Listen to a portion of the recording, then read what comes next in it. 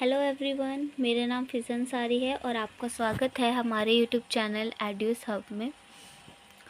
तो आपसे गुजारिश है कि आप हमारे यूट्यूब चैनल एड्यूस हब को ज़्यादा से ज़्यादा सब्सक्राइब करें, शेयर करें और लाइक करें और बेल आइकन ना दबाना भूलें ताकि आपको हमारी आने वाली वीडियोस की अपडेट्स मिलती रहें। तो आज हम कंटिन्यू करने वाले हैं अपनी क्लास 12th की हिस्ट्री की थर्ड बुक का 10 चैप्टर उपनिवेशवाद और देहात सरकारी अभिलेखों का अध्ययन। तो ये इस चैप्टर की सेकंड पार्ट है। तो आप तो पहले इसका फर्स्ट पार्ट देखें जो हमारे चैनल पर पहले से ही अवेलेबल है ताकि आपको ये चैप्टर और अच्छे से समझ आ सके। तो चलिए शुरू करते हैं। पांचवी रिपोर्ट सन 1813 में ब्रिटिश संसद में पेश की गई। यह उन रिपोर्टों में से पांचवी रिपोर्ट थी जो भारत में ईस्ट इंडिया कंपनी के प्रशासन तथा क्रियाकलापों के विषय में तैयार की गई थी। तो ये जो पांचवी रिपोर्ट थी वो सन 1813 में ब्रिटिश संसद ने पेश की थी और ये उन रिपोर्टों में से पांचवी रिपोर्ट थी जो भारत में ईस्ट इंडिया कंपनी के प्रशासन तथा क्रियाकलापों के विषय में तैयार की गई थी। तो यहाँ पर क्या था कि ईस्ट इंडिया कंपनी के जो प्रशासन और क्रियाकलापों के विषय में जो रिपोर्ट्स थी वो भेजी जाती थी ब्रिटेन में। तो ये उन्हीं रिपोर्टों में से पांचवी रिपोर्ट थी, इसलिए इसे हम पांचवी रिपोर्ट के नाम से जानते हैं। पांचवी रिपोर्ट के नाम से उल्लिखित यह रिपोर्ट 1002 पृष्ठों में थी, यानी 1002 पन्नों में थी और 800 से अधिक जो पन्ने थे उन पर ज़मींदारों और रैयतों की अर्जियां, भिन्न भिन्न ज़िलों के कलेक्टर की रिपोर्ट्स और राजस्व से संबंधित तालिका और अधिकारियों द्वारा बंगाल और मद्रास के राजस्व तथा न्याय प्रशासन पर लिखित टिप्पणियां शामिल थीं। तो इसमें क्या था कि 800 से जो ज़्यादा अधिक पन्ने थे उन पर ज़मींदारों और रैयतों की अर्जियां शामिल थीं और जो भिन्न भिन्न ज़िलों के कलेक्टर्स थे उनकी रिपोर्ट्स शामिल थी और राजस्व से संबंधित तालिकाएं थीं और अधिकारियों द्वारा बंगाल और मद्रास के राजस्व तथा न्यायिक प्रशासन पर लिखित कुछ टिप्पणियां भी शामिल थी। कंपनी ने 1760 के दशक से ही, जब से बंगाल में अपने आप को स्थापित किया था, तभी से इंग्लैंड में उसके क्रियाकलापों पर नज़र रखी जा रही थी। ठीक है। तथा ब्रिटेन के बहुत सारे राजनीतिक समूह भारत तथा चीन के साथ व्यापार पर कंपनी के एकाधिकार के क्या थे, विरुद्ध थे तथा ब्रिटेन के उद्योगपति ब्रिटिश विनिर्माताओं के लिए भारत के बाजार जो है खुलवाने के लिए बहुत उत्सुक थे और राजनीतिक समूह का कहना था कि बंगाल पर विजय का लाभ सिर्फ कंपनी को ही नहीं हो रहा है, कंपनी को ही हो रहा है बल्कि ना कि संपूर्ण जो है राष्ट्र को हो रहा है। तो यहाँ पर वो क्या कह रहे थे कि जो बंगाल पर जो विजय पाई है उसका जो लाभ है सिर्फ वो कंपनी को हो रहा है, ना कि जो है संपूर्ण राष्ट्र यानी संपूर्ण ब्रिटेन को। इस प्रकार ब्रिटेन में बहस छिड़ गई और इस घटना को समाचार पत्रों में कंपनी के लोभ लालच और भ्रष्टाचार की घटना के रूप में जो है उछाला गया। तो ये जो ब्रिटेन में फिर इस पर बहस छिड़ी और ब्रिटेन में जो है इन ये जो बहस छिड़ी इसको कंपनी के लोभ लालच और भ्रष्टाचार की घटना के रूप में जो है उछाला गया था। इसलिए कंपनी के शासन को नियंत्रित करने के लिए ब्रिटिश संसद द्वारा अनेक अधिनियम जो है पारित किए गए तथा कंपनी को बाध्य किया गया कि वे भारत के प्रशासन की नियमित रिपोर्ट ब्रिटिश सरकार को दे। ठीक है। तो यहाँ पर जो है अनेक अधिनियम पारित किए गए ब्रिटिश संसद के द्वारा ताकि वो कंपनी को जो है नियंत्रित कर सके और कंपनी को बाध्य किया गया कि वो भारत के प्रशासन की नियमित जो रिपोर्ट है वो सरकार को दे और कंपनी के कामकाज की जांच के लिए जो है अनेक समितियां भी नियुक्त की गई। उसकी कामकाज की जांच के लिए जो है अनेक समितियां भी बना दी ब्रिटिश संसद ने। और पांचवी रिपोर्ट जो थी हमारी वो ऐसी ही एक रिपोर्ट थी जो प्रवर समिति, इन्हीं समितियों में से एक समिति प्रवर समिति के द्वारा जो है तैयार की गई थी। ग्रामीण बंगाल में लगभग 1.5 शताब्दी तक इस रिपोर्ट के आधार पर अवधारणा बनती सुधरती रही। तो जो है ग्रामीण बंगाल में लगभग 1.5 शताब्दी तक जो है इसी रिपोर्ट के आधार पर जो है कानून, अवधारणाएं और नियम जो है बनते और सुधरते रहे। ऐसा भी कहा जाता है कि रिपोर्ट लिखने वाले कंपनी के कुप्रशासन की आलोचना करने पर तुले थे। यानी वो कंपनी की आलोचना करने पर तुले थे, जो उसका कुप्रशासन है उसकी आलोचना करने पर तुले थे। इसलिए इसमें परंपरागत जमींदारी सत्ता के पतन का वर्णन और जिस पैमाने पर ज़मींदार अपनी ज़मीनें खोते जा रहे थे, इसके बारे में बढ़ा चढ़ाकर जो है कहा गया। तो इस रिपोर्ट में ज़्यादा से ज़्यादा हमें क्या देखने को मिलेगा, इसमें हमें कंपनी की जो है आलोचना ही मिलेगी ज़्यादा से ज़्यादा। और क्यों मिलेगी, क्योंकि वो जो रिपोर्ट लिखने वाले थे वो ऐसा करना चाहते थे। ठीक है, चलिए अब हम अपना एक नया चैप्टर शुरू करते हैं, कुदाल और हल। राजमहल की पहाड़ियाँ। तो 19वीं शताब्दी के प्रारंभिक वर्षों में बुकानन, तो यहाँ पर ये जो है बुकानन लिखा होगा, ठीक है, ये मिसप्रिंट हो गया, यहाँ पर ये बुकानन है। और बुकानन कौन था? बुकानन का पूरा नाम फ्रांसिस बुकानन था, जो कि एक चिकित्सक था जो भारत आया था। और भारत आने के बाद उसने बंगाल में जो है अपनी चिकित्सा सेवाएं जो है जारी जो है रखी थी। तो बुकानन ने राजमहल की पहाड़ियों का जो है दौरा किया था 19वीं शताब्दी के प्रारंभिक वर्षों में। और उसने अपने वर्णन में लिखा कि पहाड़ियाँ बहुत खतरनाक लगती थी। ये जो राजमहल की जो पहाड़ियाँ हैं वो बहुत खतरनाक लगती थी, और कोई भी यात्री जो है वहाँ जाने की हिम्मत नहीं करता था, क्योंकि वहाँ के निवासी क्या थे? शत्रुतापूर्ण थे। शत्रुतापूर्ण यानी वो बहुत ज़्यादा खतरनाक थे, वो हमला कर देते थे देखते ही किसी बाहरी व्यक्ति को। ठीक है, पहाड़ी लोगों को पहाड़ी इसलिए कहा जाता था क्योंकि राजमहल की पहाड़ियों के इर्द गिर्द रहा करते थे। अब जो पहाड़ी लोगों ने पहाड़ी क्यों कहा जाता था? क्योंकि वो जो है राजमहल की पहाड़ियों के इर्द गिर्द रहा करते थे। वे जंगल की उपज से अपनी गुजर बसर करते थे और झूम खेती किया करते थे। झूम खेती क्या होती है? पहले एक जगह पर खुद खेती करी और फिर उसके बाद दूसरी, मतलब झूम झूम के खेती, यानी एक जगह से दूसरी जगह आ जाते थे और दूसरी जगह से फिर तीसरी जगह, इस तरीके से जो है खेती किया करते थे।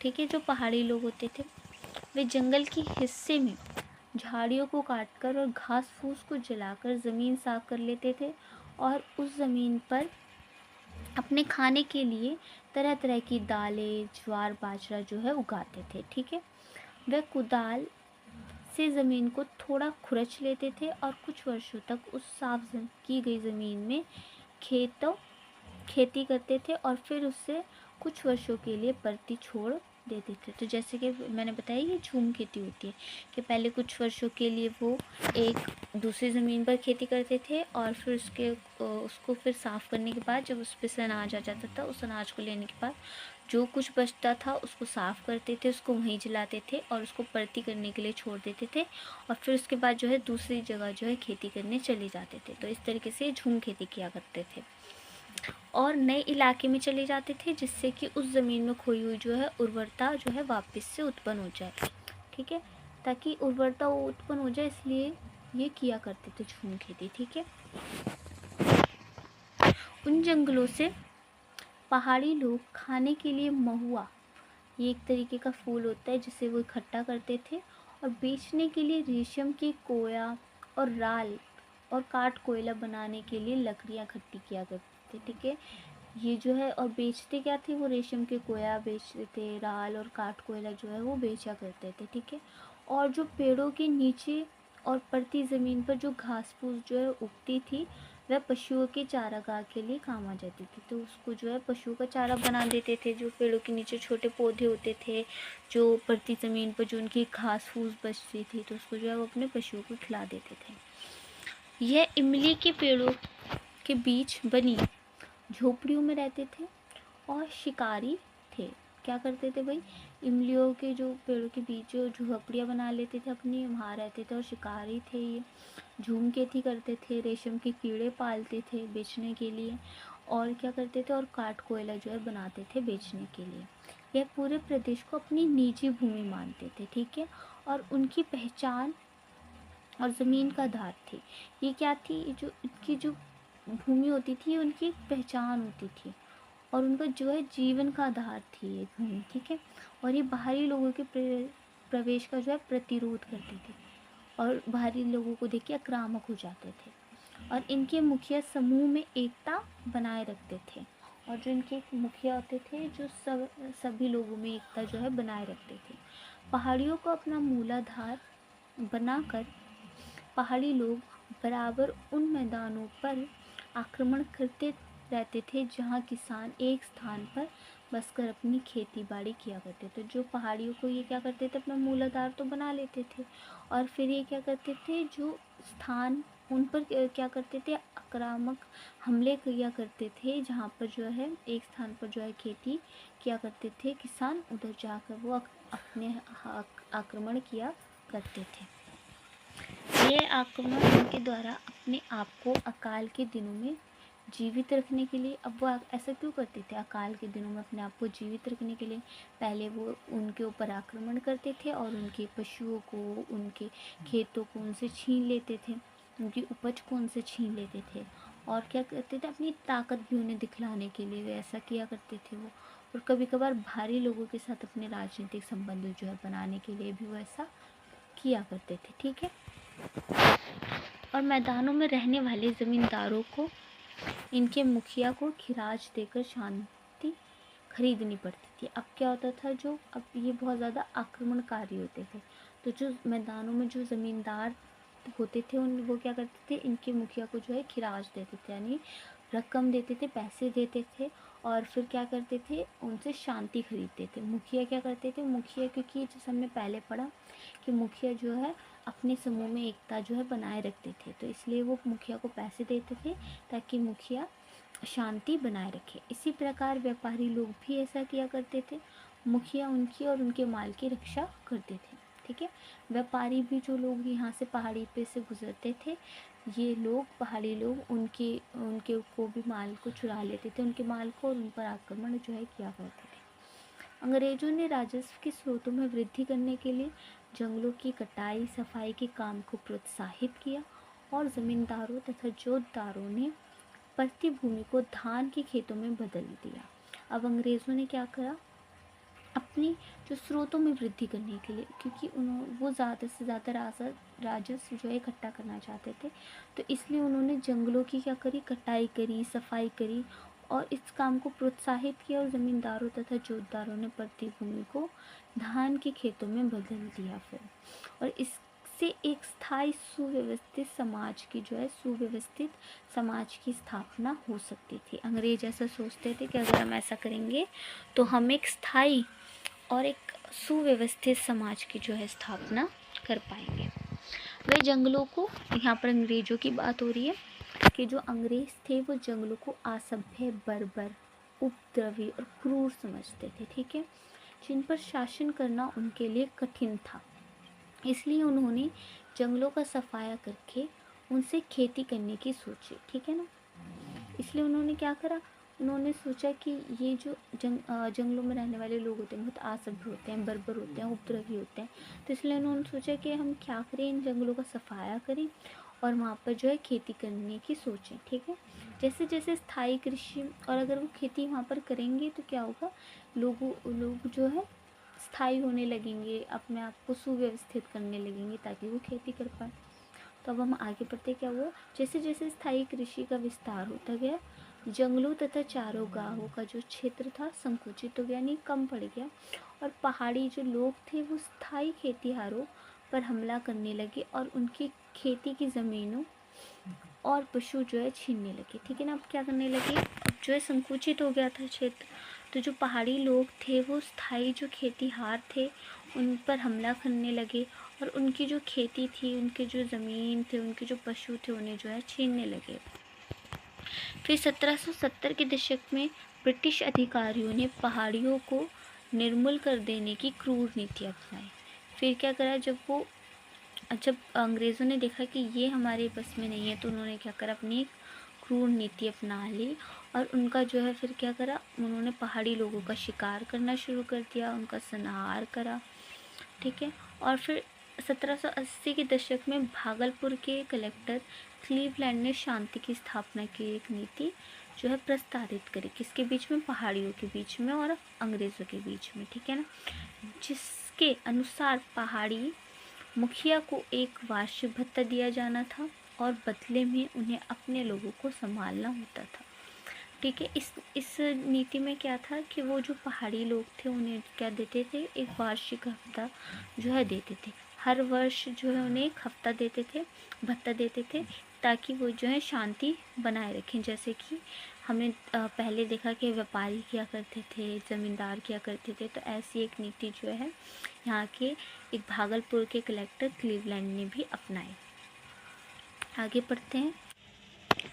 लेकिन बहुत से मुखियाओं ने भत्ता लेने से इनकार कर दिया और बहुत से मुखिया इस वजह से अपनी सत्ता खो बैठे और पहाड़ी लोग खुद को शत्रुतापूर्ण सैन्य बल से बचाने के लिए पहाड़ों और उसके और जो है भीतर चले गए। तो यहाँ पर क्या हुआ कि उस जगह के बहुत से मुखियाओं ने जो है भत्ता लेने से इनकार कर दिया और बहुत से मुखिया इस वजह से जो है अपनी सत्ता को भी खो बैठे और पहाड़ी लोग खुद को शत्रुतापूर्ण सैन्य बल से जो है बचाने के लिए पहाड़ों के और ज़्यादा अंदर चले गए। और जब वो पहाड़ों के अंदर गए उसी दौरान पे जो है बुकानन ने इनका दौरा किया था और उसने इनके बारे में लिखा था। ठीक है, अब हम आगे देखते हैं। और इन्हीं दिनों संथाल लोगों का पहाड़ों पर आगमन हुआ। और क्या हुआ, जब ये पहाड़ों के और भीतर चले गए तो उन्हीं दिनों जो है संथाल लोगों ने अपना पहाड़ों पे आगमन किया और ये तेज़ी से जंगलों का सफाया करते हुए, इमारती लकड़ी को काटते हुए और ज़मीन को जोतते हुए और चावल और कपास की खेती किया करते थे वो। तो चावल और कपास जो है उगाते हुए बड़ी संख्या में जंगलों में जो है घुसे चले आ रहे थे। ठीक है, तो जब पहाड़ी लोग जो थे और जंगलों के जो है भीतर चले गए तो संथाल लोगों ने क्या करा, पहाड़ों के अंदर जो है आना शुरू कर दिया। क्योंकि संथाल बाशिंदे ने अपना कब्जा जमा लिया था, इसीलिए पहाड़ी लोगों को राजमहल की पहाड़ियों में और भीतर की ओर हटना पड़ा। और फिर संथाल लोग भी जब पहाड़ियों पर आने लगे तो वो और ज़्यादा अंदर चले गए पहाड़ों के अंदर। ठीक है, पहाड़ी लोग खेती में कुदाल का प्रयोग किया करते थे। जो पहाड़ी लोग थे वो खेती में किसका प्रयोग किया करते थे, कुदाल का। इसीलिए इसे उनका जो है प्रतीक माना जाता था। और संथाल लोगों का हल, और जो संथाल लोग थे वो खेती में हल का प्रयोग किया करते थे, इसलिए हल को उनका प्रतीक जो है माना जाता है। इसलिए हम देखेंगे कि हमने ऊपर पढ़ा था, इसकी टॉपिक की शुरुआत ही हमने करी थी कुदाल और हल के नाम से। ठीक है, तो ये आप ध्यान रखिएगा कि जो हल है वो संथाल लोगों का प्रतीक है और जो कुदाल है वो पहाड़ी लोगों का प्रतीक है। तो हम अपनी इस वीडियो को आज यहीं पर ख़त्म करते हैं। हमें आशा है कि आपको ये वीडियो पसंद आई होगी और आप हमारे चैनल को ज़्यादा से ज़्यादा सब्सक्राइब करें, शेयर करें और इस वीडियो को लाइक करें और हमें सपोर्ट करें और बेल आइकन दबाना ना भूलें ताकि आपको हमारी आने वाली लेटेस्ट वीडियोस की अपडेट्स जो है मिलते रहे। Thank you, thanks for watching.